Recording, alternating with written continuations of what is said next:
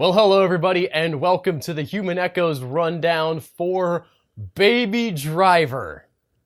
Baby Driver, Baby Driver, going backwards in his car, Baby Driver. That's not a song from the movie. I'm just really in the spirit of song after seeing this film. This is Edgar Wright's latest, starring Ansel Elgort and Lily James. One of those people has a normal human sounding name. And man, this is one of the most playful films that I've seen this year. Not in a kiddie sort of not important sense, right? But a film that has a sense of play and really goes with it. A film that is not afraid to be a movie, to be artificial. And Baby Driver is really not afraid to be artificial when it wants to be artificial. This is a story of a man named Baby who is a driver. See, there's the title. You thought it was going to be some clever twist and we're going to have to wait till the end to figure it out, but no. Right up at the beginning, we know what the title means, and his whole thing is that he drives for bank robbers. And he's not what I would call a bad guy. He has a criminal past. He has been a criminal. He got into this world because he was a criminal, but he's clearly got some lines. He's not happy when people get killed. And he's also very much presented, and I'm going to use the word play again. He's presented as this playful character. This very, especially at the beginning of the movie, very joy-filled man. He's all about his music, all right? He's always got his earbuds in. There is some kind of hand-wavy explanation about how he has tinnitus and he's trying to drown it out, and maybe that's a real thing, guys. I don't know. But really what it is it's an excuse to make this film essentially a 2-hour-long music video, but not in a bad way. That you could definitely say, this movie's just a 2-hour-long music video, and it would, that could be a legitimate criticism. Here, though, the music and the film interact together in such an amazing and interesting way that I just found myself smiling through almost the whole thing. I mean, there are moments of drama and moments of tension and some real stakes here happening as the movie progresses, but it never kind of loses that sense of fun.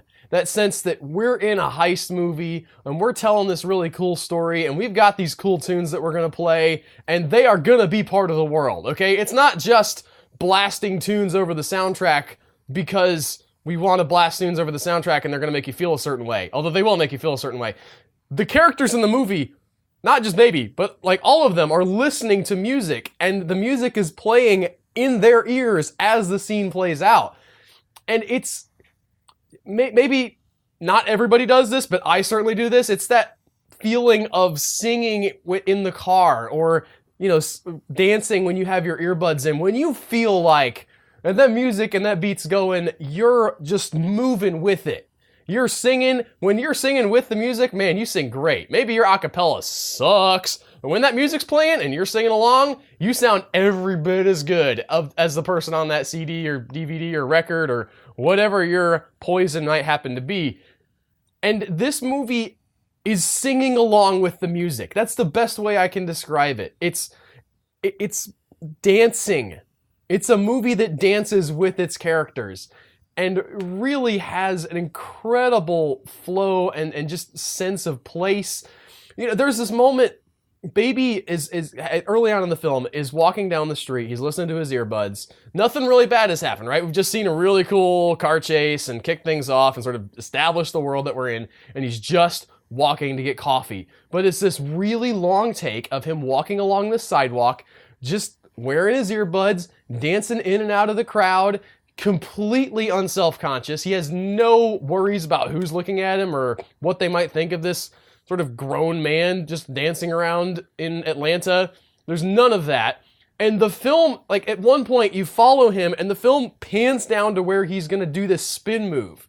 And you can see on the sidewalk where they've drawn this little arrow, which is a mark that the actor needs to hit. In movies, when you're walking along in a scene, there are certain places you need to hit. You need to be there. And a lot of times they'll make a mark on the floor or the sidewalk or whatever with tape. This is with spray paint or whatever. And you could almost say like, oh, well, they made a mistake. Except in real life, this character would have stopped and done a spin on the arrow anyway.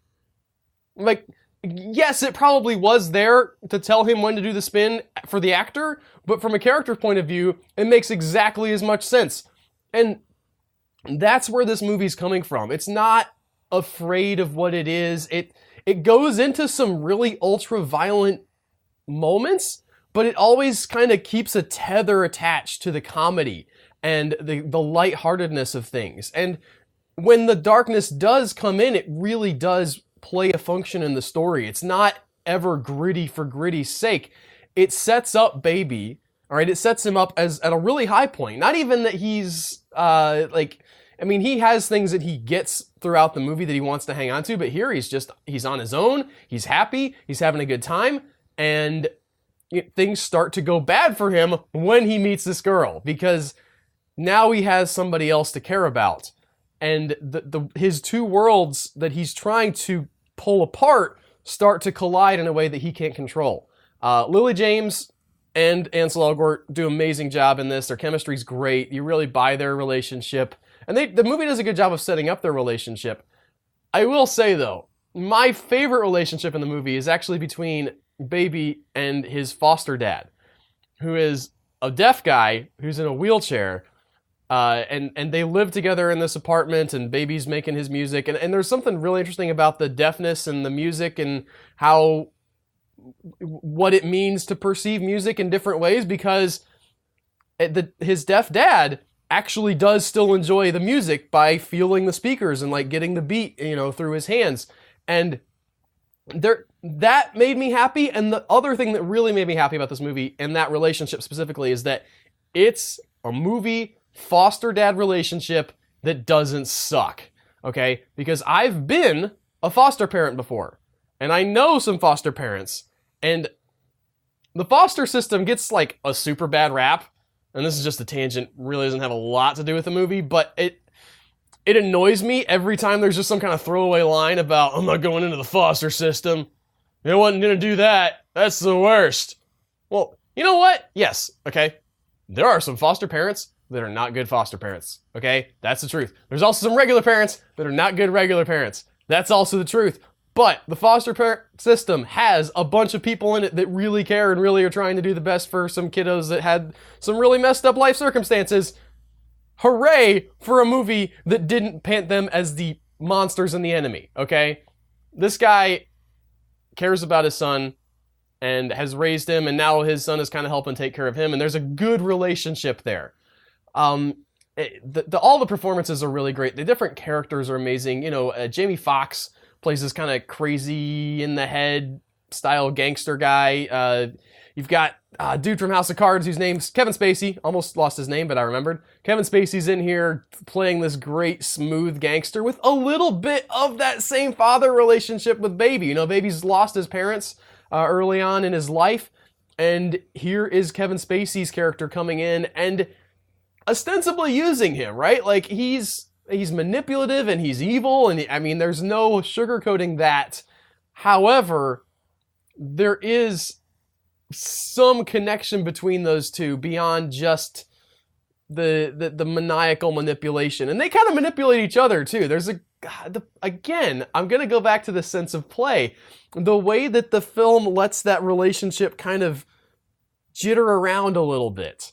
All right, where Baby is saying things to him and like he doesn't really mean it, but then he takes it a different way. There's some great stuff here. There's some great action. Really great action, filmed in an amazing way. From an action point of view, this is maybe like the closest thing we're gonna get. Well, maybe not ever, but currently this is the closest thing we have to a GTA movie. All right. There are, shootouts with cops in city streets and like crazy driving, trying to get away from way too many cops. Again, let's forget about logic because the movie doesn't really care about that. It's all about what serves the story.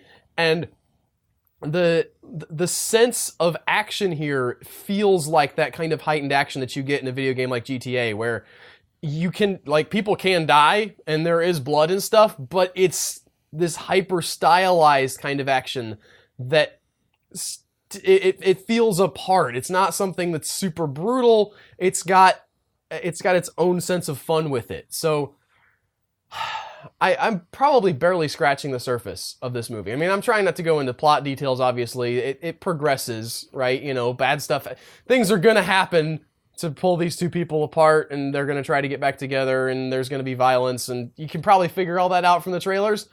But I'm just really impressed. I don't know that this is my favorite movie of the year. I don't know that I can put it there, but it's in the top 10 for sure. It's solidly made. Edgar Wright does it again. Amazing balance of comedy and drama and action and all that stuff that never lets one thing tip the scale too far out of service of the others. The story's amazing. I just liked it. I really enjoyed it. I hope you guys enjoyed this review. Thanks for watching, and I'll see you next time. Take care.